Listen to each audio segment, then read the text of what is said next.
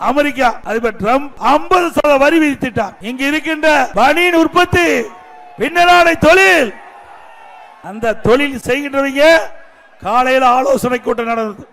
அதுல தங்களுக்கு ஏற்படுகின்ற இழப்பை பற்றி சொன்னாங்க.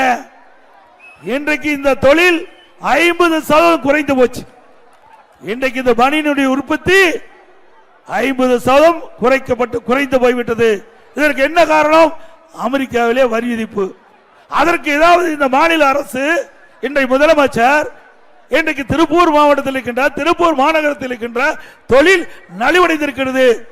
இன்றைக்கு 50% தொழில் இன்றைக்கு முடங்கி இருக்கின்றது, சரிந்து இருக்கின்றது.